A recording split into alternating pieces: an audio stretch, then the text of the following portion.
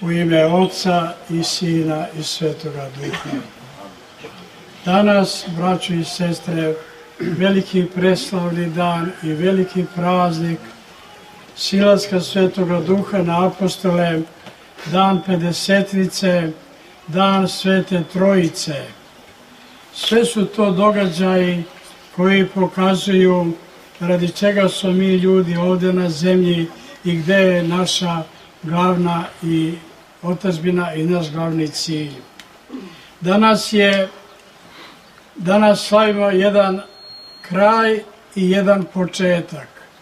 Slavimo kraj izvršenja domostra spasenja od strane Gospoda Isusa Hrista, koji je učinio za nas ljude sve što je Bog mogao i trebao da učini radi našeg spasenja i ispunio svoje obećanje da će učenicima poslati uteštelje s neba, da će postati silu s visine, rekavši im pre 10 dana na svom slavnom vaznesenju: sedite u Jerusalimu dok se ne obučite u silu s visine. I danas to njegovo obećanje je ispunjeno. Sišao je Sveti Duh u vidu ognjenih jezika na učenike Hristove. Oni se ispunili silom s visine i postali su drugi ljudi. Do danas, do dana Pedesetnice, oni su bili učenici Hristovi, ali još uvijek sa svim ljudskim slabostima i sumnjama. Bili su plašljivi, bili su, kada su Gospoda hvatali u Gestimanskom vrtu, oni se svi razbežali. Posle vaskrsenja njegovoga, oni su bili zaključani tamo u jednoj prostoriji Jerusalimu i straha veli od Judeja. I posle vaznesenja njegovoga, oni su također bili na molitvi, ali sami u zatvorenoj prostoriji. Tek na današnji dan, kada je Duh Sveti sišao na njih, kada su ispunjeni i obukli su silu s visine, oni su postali neustrašivi, postali su propovednici velikih dela Božjih, pre svega vaskrsenja Gospoda i Boga i spasa našega Isusa Hrista.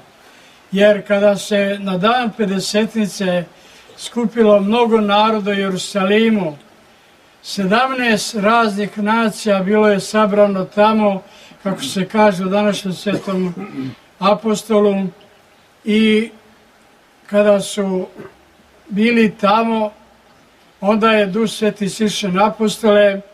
Oni su izašli pred narod i počeli da govore novim jezicima. Do tada nepismeni ribari galilejski, neuki ljudi, neknjiževni, oni su sada počeli da govore raznim jezicima, jer im je Duh Sveti to dao da govore. I svi ovi narodi koji su bili sabrani u Jerusalimu, čuli su da oni propovedaju na njima, na njihovom jeziku u stvari. Mnogi su se čudili tome događaju, neki su se počeli posmevati, nazivajući da su pijani, a sveti apostol Petar, koji je se 3 puta odrekao Gospoda u noći kada je bio uhvaćen, on je istupio prvi danas pred narod i počeo da im govori: nisu, braćo, oni pijani, nego je ovo ispunjenje proroštva proroka Joilja, da će Duh Sveti doći i da će učenici Hristovi postati moćni i govoriti strane jezike. I počeo da im propoveda. Šta je bila sadržina propovedi apostola Petra? Samo vaskrsenje Hristovo. To je govorio apostol Petar i toga dana, posle njegove propovedi, 3000 ljudi je poverovalo u Gospoda Hrista. I to je bio, na današnji dan je bio rođendan crkve Hristove na zemlji. Duh Sveti je sišao u vidu ognjenih jezika i on je zapalio njegove učenike, a preko njih i ostale narode. I taj oganj božanski, oganj Duha Svetoga, razgoreo se, obuhvatio celu zemlju, celu zemaljsku kuglu, nema naroda gde se ne propoveda evanđelje Hristovo. Nema naroda gde ljudi ne slave današnji dan silaska Svetog Duha na apostole. To je taj božanski oganj koji je sišao tada na apostole, a koji silazi i na svakog od nas, braćo i sestre. Silazi onoga momenta kada mi postajemo hrišćani u svetoj tajni krštenja. Tada i mi primamo Duha Svetoga, silu s visine i postajemo i mi neustrašivim. Bez te božanske sile Svetoga Duha, koji bi od ljudi bili spremni da podnesu onakva mučenja i mučilišta kao što su podneli sveti mučenici za svoju veru, za Gospoda Hrista? Ko bi dao snage tolikim hiljadama podvižnika pustinjaka da provedu ceo svoj život u pustinji, u oskudici, u nemaštini, hranit će samo verom u Gospoda i njegovim Duhom Svetim? Ko bi dao snage i nama danas, braćo i sestre, da u današnje bezbožno vreme dolazimo u naše bogomolje skromne, pod šatorima, da proslavljamo ime Božje i da čuvamo onu veru koju je Gospod propovedao, koju su apostoli primili od Gospoda, od svoga učitelja, a nadahnuti Duhom Svetim proneli širom vasione. Ta vera apostolska je stigla i do nas preko svetih ravnoapostolih Metodija i Kirila, preko našega svetoga Save i ostali svete iz roda našega, preko svetog vladike Nikolaja, preko oca Justina do dana današnjega. To je ta vera, braćo i sestre, to je ta sila s visine koja je na današnji dan sišla na apostole u vidu ognjenih jezika. Gospod je jednom i rekao svojim učenicima: došao sam na zemlju da bacim oganj na zemlju, i kako bi mi se htelo da se već razgoreo.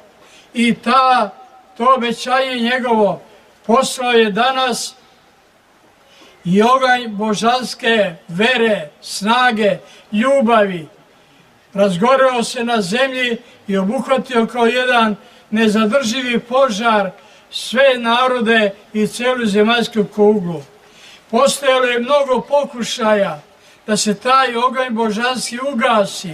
Još u vreme svetih apostola, jevrejske starešine, rimski carevi, bezbožni vladari širom sveta pokušavali su da ugase Duha Svetoga, da ugase taj božanski oganj, ali sve bezuspešno i neuspešno. Jer ko će se boriti sa Duhom Svetim? Ko može njega pobediti?